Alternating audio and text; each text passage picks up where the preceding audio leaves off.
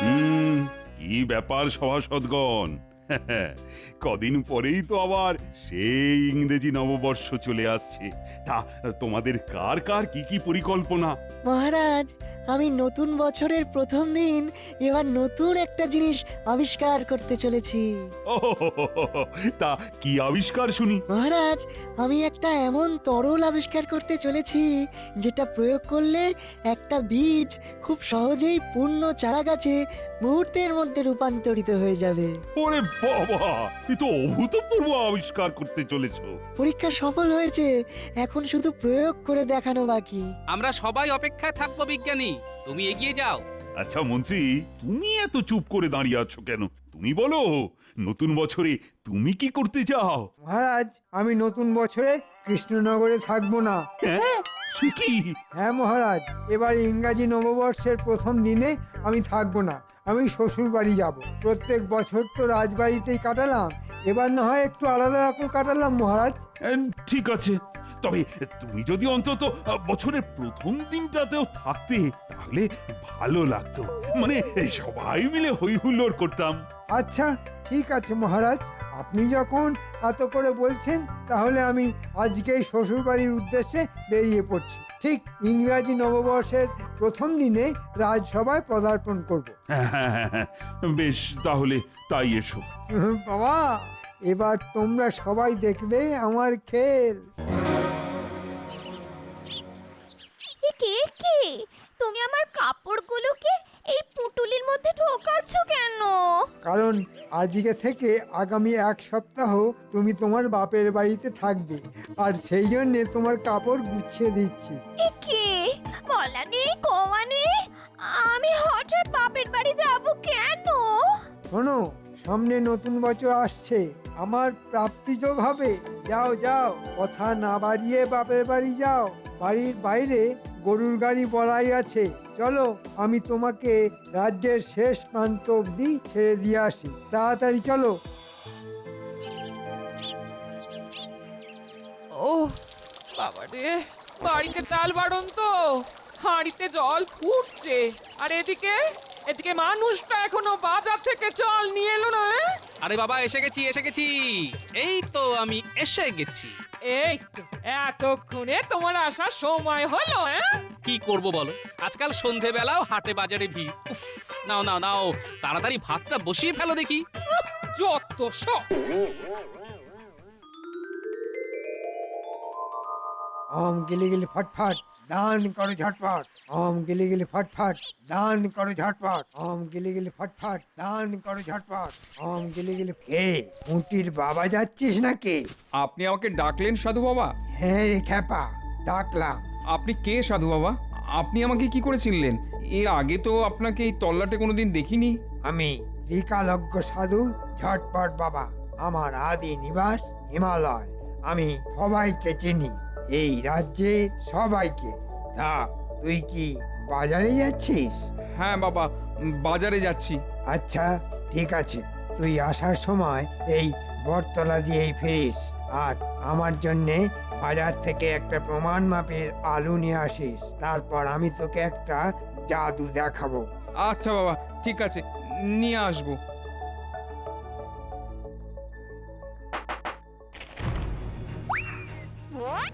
আদেশ করুন বাবা। যা, মুটিদের বাড়ির পিছনে পূর্ব দিকে চুপি চুপি দুটো আলু ফেলে রেখে আয়। আচ্ছা বাবা। তাড়াতাড়ি, গিলি গিলি ফটফট, কাজ হবে ঝটপট। বাবা, আপনার জন্য আলু নিয়ে এসেছি। বাহ, এই তো আমার লক্ষ্মী ছেলে। দে, এবার আমাকে এই আলুটা দে। গিলি গিলি হকাশ ফকাশ, চটপট ঝটপট। যা, তুই তোর বাড়ির পিছনে গিয়ে পূর্ব দিকে একটু মাটি খুলে দেখ, দুটো আলু পাবি। এ কি বলছেন বাবা? এ কি করে সম্ভব? আরে গিয়ে দেখ না, তোর ঠিক বাড়ির পিছনেই পাবি।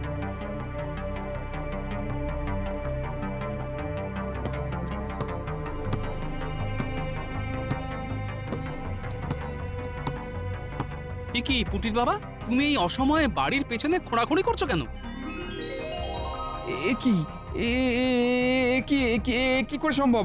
আশ্চর্য, অলৌকিক, অবিশ্বাস্য। এই মরেছে। আরে তুমি পাগল হয়ে গেলে নাকি? এবার মনে হচ্ছে তাই হয়ে যাব। বটতলার বটতলার ঝটপট বাবাকে আমি একটা আলু দিয়েছিলাম, আর তার বদলে আমি আমার বাড়ির পেছন থেকে 2টো আলু পেলাম। বটতলার ঝটপট বাবা, সে আবার কোন ভেগধারী? আরে বাবা, ভেগধারী নয়, ভগবান, ঝটপট বাবা ভগবান। আমাকে তাহলে ব্যাপারটা একটু সময় করে দেখতে হচ্ছে।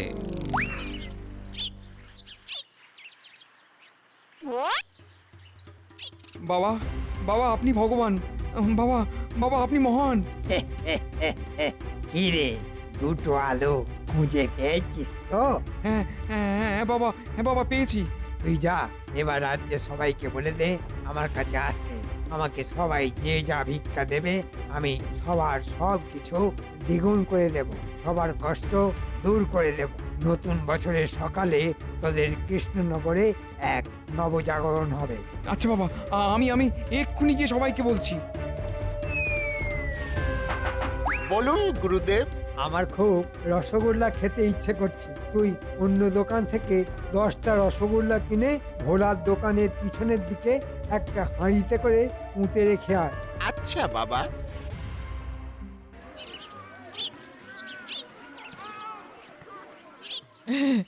এ বাবা, আমি একটু আগেই শুনলাম আপনার কি অসীম অসীম ক্ষমতা বাবা। আপনি আমার সবকিছু দ্বিগুণ করে দিন বাবা। গিলি গিলি ঝটপট, আমি দেখতে পাচ্ছি তুই খুব পুণ্যবতী। শোন, আগামী ইংরাজি নববর্ষের প্রাককালে আমার জন্যে ভালো কিছু ভিক্ষা নিয়ে আসবি। যত আনবি তার দ্বিগুণ তোকে ফেরত দেব। সত্যি বাবা? আচ্ছা মা, তোর স্বামীর নাম পেট মোটা গোপাল, তাই না? আমি এখানেই আছি। আর আপনি কে? লোকজনকে এখানে বসে বসে ঘোল খাওয়াচ্ছেন শুনলাম। ওগো, তুমি এসব বলো না, বাবা অসন্তুষ্ট হবে যে। আমি হিমালয়ের সাধু ঝটপট বাবা। আর গোপাল, আমি বুঝতে পারছি যে তোর বিশ্বাস হচ্ছে না, বিশ্বাস হচ্ছে না পুরো ব্যাপারটা। তাই আমি তোকে তোর চোখের সামনেই আমি প্রমাণ দেব। যা, এই রাজ্যের সেরা ময়রা ভোলার কাছ থেকে আমার জন্যে 5টা রসগোল্লা নিয়ে আয়। আমি এখানে বসে থেকে ভোলাকে 10টা রসগোল্লা ফেরত দেবো। আচ্ছা তাই নাকি? তাহলে আমি এক্ষুনি ডেকে আনছি।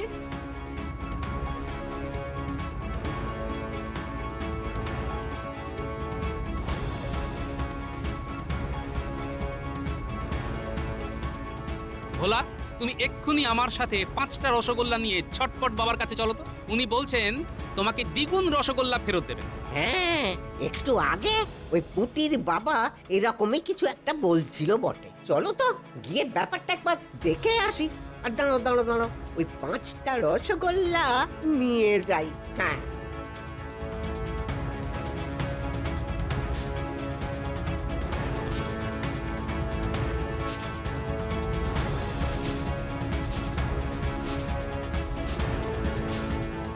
এবার জমবে মজা।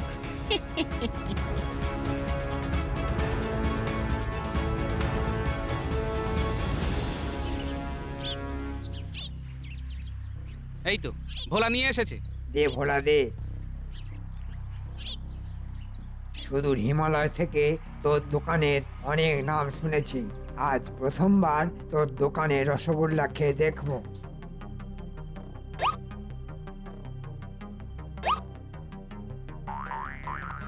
আহা, বেশ খেতে, বেশ খেতে, কোনো তুলনা হবে না।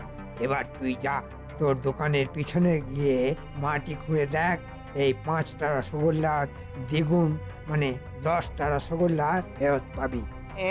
এ কি সত্যি বাবা? যা গোপাল, তুইও ভোলার সাথে যা, তোদের মনের অন্ধকার দূর কর। সে তো করতেই হবে।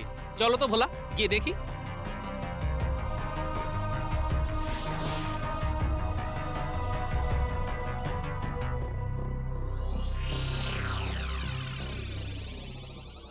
এ কি এ কি করে সম্ভব?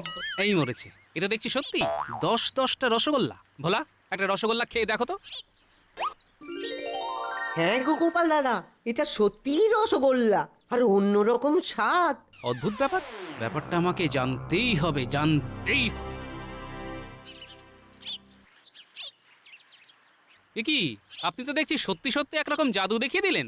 এটা কি করে সম্ভব হলো? মনের অন্ধকার দূর হয়েছে তো? এসব কিছুই আমার গুরুদেবের আশীর্বাদ। আগামী 31শে ডিসেম্বরের মধ্যে তোরা যে যা আমাকে ভিক্ষা দিবি আমি সব কিছুর দ্বিগুণ করে তোদের ইংরাজি নববর্ষের প্রথম দিন মানে 1 জানুয়ারি ফেরত দেব। তোরা আমাকে যত দিবি তত পাবি। যা যা দিবি সেটাই দ্বিগুণ করে দেব। জয় ঝটপট বাবা জয়! জয় ঝটপট বাবা জয়! হ্যাঁ বাবা, আমি দেব। আমার 2টো গরু আছে, সেগুলো দেব। বাবা বাবা আমি আপনাকে বেশ কিছু মোহর দেব, তাহলে সব দ্বিগুণ হয়ে যাবে। যা যা বাড়ি যা আর সব নিয়ে আয় আর আমার সামনে দে। যত দিবি তত পাবি। গেলে গেলে গেলে তুমি এখন বাড়ি যাও, আমি রাজসভায় গিয়ে ব্যাপারটা নিয়ে আলোচনা করি। তারপর সিদ্ধান্ত নেবে তুমি সাধু বাবাকে কি ভিক্ষা দেবে আর কি নেবে। চলো এখন বাড়ি চলো, আমার খুব খিদে পেয়েছে। আজ একটু বেলা করেই রাজসভায় যাব, অনেক দেরি হয়ে গেল। আজকে তো দেখছি গোপাল এখনো এলো না। মহারাজ, আমি রাজসভায় আসার সময় একজনের মুখে শুনলাম সামনের ওই বটতলায় নাকি একজন ঝটপট বাবা এসেছেন, আর উনি সবার সব কিছু দ্বিগুণ করে দিচ্ছেন, ওই টাকা পয়সা সব। আমার মনে হয় গোপাল নিশ্চয়ই ওখানেই গেছে। হ্যাঁ মহারাজ, আমিও তাই শুনলাম। পুরো কৃষ্ণনগরের লোকজন ওই বটতলায় ভিড় করছে। ওই তো গোপাল চলে এসেছে। কি গোপাল, তোমার আসতে এত দেরি হলো কেন? আর বলবেন না, এক ঝটপট বাবা এসেছে, ওনার অলৌকিক কাণ্ড দেখতে গেছিলাম। কিন্তু আমি তো কিছুতে বুঝতে পারছি না উনি কিভাবে সব দ্বিগুণ করে দিচ্ছেন। আর এও বলছেন যে 31শে ডিসেম্বরের আগে যে যা কিছু ওনার কাছে দেবে সব উনি দ্বিগুণ করে দেবেন। এই তো অলৌকিক ব্যাপার। চলো তো রাজসভাসদগণ, আমরা সবাই গিয়ে দেখি। হ্যাঁ মহারাজ, চলুন চলুন। ওই তো মহারাজ আসছেন, এবার একটা বড় সড়ো দাও মারতে হবে। গন্ধ পাচ্ছি এই রাজ্যের মহারাজ কৃষ্ণচন্দ্রের গন্ধ পাচ্ছি। এ কি বাবা, আপনি বুঝে গেছেন? আমি সব বুঝি, সব জানি।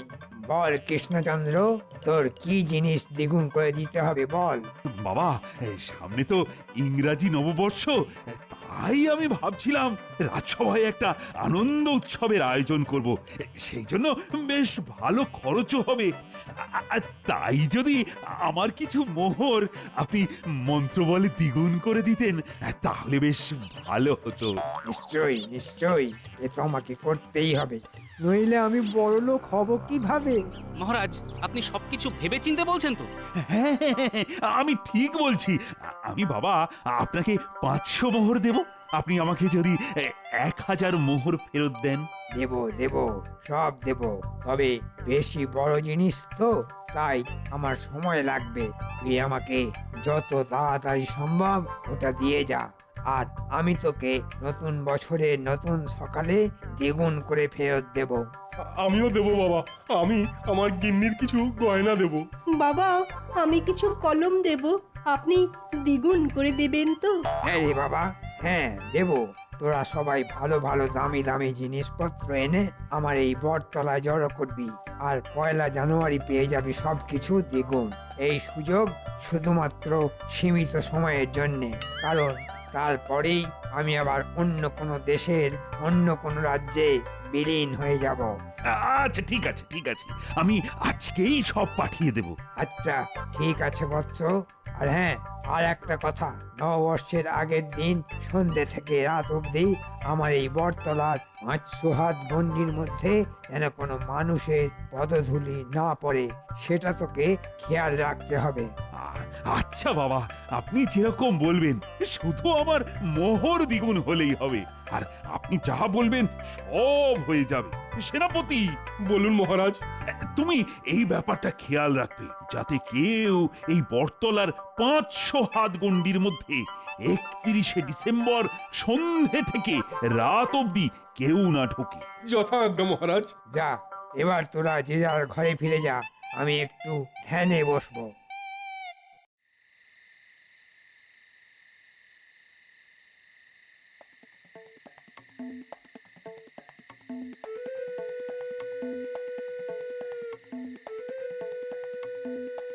কি গো, তখন থেকে তুমি এদিক ওদিক করছো কেন বলো তো? তোমার মাথা ঠিক আছে তো? আমার শুধু মাথা না, সমস্ত অঙ্গ প্রত্যঙ্গ ঠিক আছে। শুধু মাথার মধ্যে একটাই চিন্তা ঘুরছে যে ওই ছটপট বাবাটা কি। এত রোগা একটা লোক এর আগে কোথায় দেখেছি? কি যা তা কথা বলছো? তুমি হিমালয়ের সিদ্ধ পুরুষ, জয় ঠাকুর জয় ঠাকুর, সব কিছু চোখের পলকের মধ্যে দ্বিগুণ করে দেয়।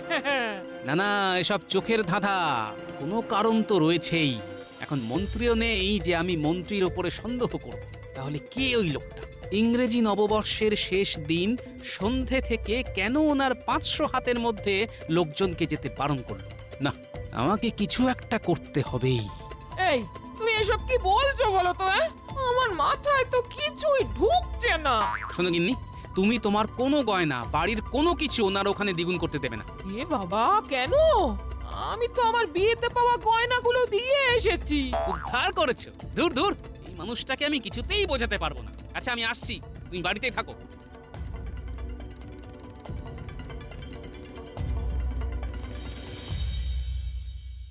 শোন ন্যাপলা, গুলটে, ট্যাপা, পুটি, পুচকে, তোদের একটা কাজ করতে হবে, আর সেই কাজটা হলো নজরদারি। তোরা 31শে ডিসেম্বর সন্ধে থেকে ওই বটতলার সাধুটার উপরে নজর রাখবি, আর কোনো সন্দেহজনক কিছু হলে আমাকে জানাবি, ঠিক আছে? আচ্ছা দাদু, ঠিক আছে। সারা কৃষ্ণনগরে ধন সম্পদ এখন শুধু আমার। এবার শুধু আগে থেকে ঠিক করে রাখা মহাজনকে রাতে ডেকে পাঠাতে হবে, আর মোহর ছাড়া বাকি জিনিসপত্র বেচে মোহর নিতে হবে। তাহলে এই রাজ্যে আমার থেকে বেশি বড়লোক থাকবে না। বলুন বাবা। শোন, তুই ওই মহাজনকে জানিয়ে আসবি যে আজকে রাতে যেন বেশ অনেক গাড়ি নিয়ে আসে আর সব কিছু নিয়ে চলে যায়। আর দেখে যা মনে হচ্ছে মোটামুটি এই সব কিছু মিলিয়ে 10,000, হ্যাঁ, তাই ওনাকে 10,000 মোহর নিয়ে আসতে বলবি। আচ্ছা ঠিক আছে গুরুদেব।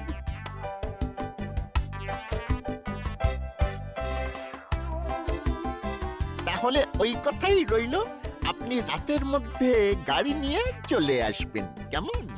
আচ্ছা ঠিক আছে। এখন এই নাতি নাতনিগুলোই ভরসা আমার, নইলে আমার গিন্নির গয়না আর সারা রাজ্যের ধন সম্পত্তি ফর্সা হয়ে যাবে। এখনো তো কাউকেই আসতে দেখতে পেলাম না। দূর দূর, শুধু মাঝে মাঝে কয়েকটা মশা এসে কামড়ে চলে যাচ্ছে। দেখ, ওই সাধুটা পায়চারি করছে গাছের সামনে। মনে হচ্ছে কারোর জন্য চিন্তা করছে বা অপেক্ষা করছে। ঠিক বলেছিস। ওই দেখ, কে যেন এসেছে।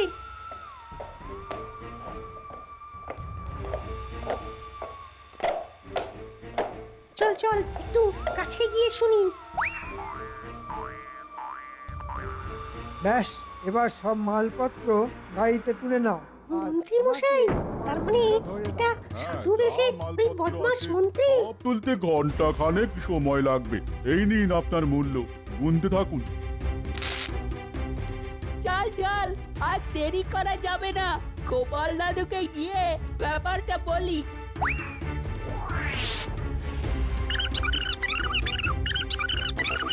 কি বলছিস রে? তাহলে তো এক্ষুনি প্রহরীদের নিয়ে যেতে হবে। তোরা মোটা দড়ি নিয়ে ওই বটতলায় আয়, আমি রাজবাড়ির প্রহরীদের ডেকে নিয়ে যাচ্ছি। আচ্ছা দাদু। আরে তাড়াতাড়ি কর, তাড়াতাড়ি কর, সকাল হয়ে গেলে মুশকিল হয়ে যাবে। মালগুলো এখন অন্য রাজ্যে নিয়ে যাব, তারপর বিক্রি করব, তবে না আমার লাভ। লাভ লোকসানের হিসেব তো পরে হবে। বাচ্চারা, মন্ত্রীকে বেঁধে ফেলো। এই মরেছে, গোপাল কিভাবে এলো, আমাকে কিভাবে চিনলো? কি ভেবেছিলেন মন্ত্রী মশাই? আপনি চুপি চুপি কারচুপি করে সবার জিনিসপত্র বাগিয়ে নেবেন আর কেউ বুঝতে পারবে না? ন্যাপলা, ভোর হতে চললো বলে তুই রাজবাড়ি থেকে মহারাজকে ডেকে আন, আর গুলটে, পুঁটি, তোরা রাজ্যের যাকে যাকে পারিস ডেকে আন। আচ্ছা গোপাল দাদু। দূর দূর দূর, আপনার জন্য আমার কত লোকসান হয়ে গেল। আপনি আমার 10,000 মোহর ফেরত দিন। এই এই, তোরা সবাই জিনিসপত্র নিচে নামা, আমাদের ফিরে যেতে হবে। নামা নামা নামা। ও গোপাল, লক্ষ্মীটি লক্ষ্মীটি, তোমার পায়ে পড়ি, তুমি এই ব্যাপারে মহারাজকে বলো না।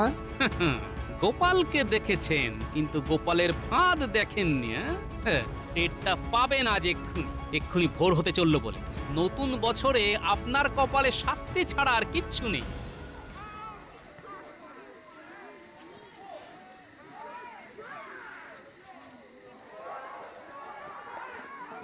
ছি ছি ছি ছি মন্ত্রী, তুমি সবাইকে এইভাবে ঠকাচ্ছিলে। আজকে আজকে আমি তোমাকে বছরের প্রথম দিনেই শুলে চড়াবো। ভুল হয়ে গেছে মহারাজ, আর কোনোদিন করব না, ভুল হয়ে গেছে। অনেক সহ্য করেছি, অনেক অনেক সহ্য করেছি। সবাইকে বোকা বানিয়ে তুমি লোকজনের সম্পত্তি মহাজনের হাতে বেচে দিচ্ছিলে। এই বাচ্চারা আমাকে সব বলেছে। ভাগ্যিস ভাগ্যিস গোপাল বাচ্চাদেরকে তোমার উপর নজর রাখতে বলেছিল, নইলে তো সবার সর্বনাশ হয়ে যেত। বিশ্বাস করুন, আর করব না, আমাকে ক্ষমা করুন, আমাকে শুলে চড়াবেন না। আমি মরে গেলে আমার বউটা বিধবা হয়ে যাবে। ঠিক আছে, তাহলে নতুন বছরের প্রথম দিনে আমি তোমাকে শাস্তি দেব না, শাস্তি দেবে আমাদের এই কৃষ্ণনগরের জনগণ। ওরা যা শাস্তি দেবে তোমাকে কিন্তু তা মাথা পেতে নিতে হবে। জনগণ আক্রমণ! ওরে বাবা রে, ওরে মা রে, মরে গেলাম। ও